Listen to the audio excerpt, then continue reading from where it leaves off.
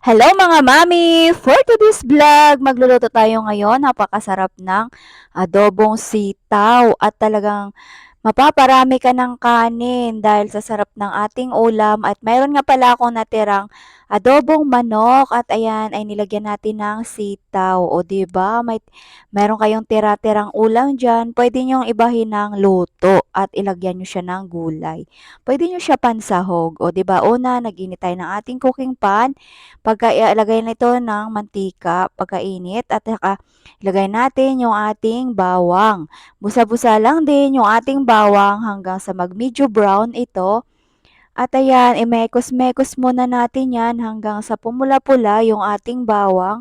At isunod naman natin yung ating sibuyas. Isang sibuyas lang din yung ating ilalagay. Tipid-tipid muna tayo ngayon sa ingredients dahil napakamahal pa ng ating mga bawang sibuyas. At ayan po guys, imekos-mekos lang natin yan yung ating bawang at sibuyas hanggang sa maluto ito. At ayan nga po guys, ilagay na po natin dyan yung ating manok. At ayan, naglagay na ako ng manok dahil yan yung natirang adobong manok at ayan, nilagay ko dyan sa ating sitaw. At nilagay ko na rin yung ating sitaw at ayan, napakasarap nito pagka malutong-lutong. At ayan, naglagay na rin ako ng isang oyster sauce at konting toyo. Depende sa inyo kung ano na naman ang inyong mas marami kayong maglagay. Ako, tantiameter na naman ang gagamitin natin. At naglagay din ako ng isang basong tubig. Diyan tayo pakukuluin yung ating sitaw sa nilagay nating tubig.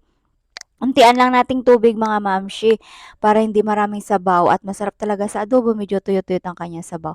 At naglagay na rin tayo ng isang paminta at magic sarap yung ating seasoning. At ayan po guys, higalu-haluin lang po natin dyan at ayan ay ating takpan. Pakuluin muna natin yan yung ating adobong sitaw. At ayan nga po guys. Pagkabukas ko nga ay kulong-kulo na yung ating sitaw at talagang napakaganda ng kanyang pagkakaluto at talagang saktong-sakto at naglagay na talaga ako ng suka.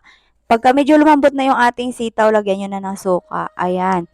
Saka konting sugar. Yan ang ating ilalagay.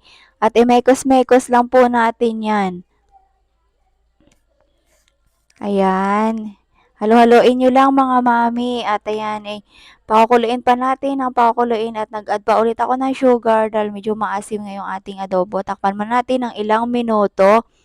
Ayan, pakuluin muna natin yan ng husto. At ayan po guys, pagkabukas ko ulit, medyo tuyot na yung ating adobo. At ayan, saktong-saktong pagkakaluto. At ayan, napakasarap nito mga mamshi. At lipat ko na sa ating lagayin. Tara, kain muna tayo. Bye-bye!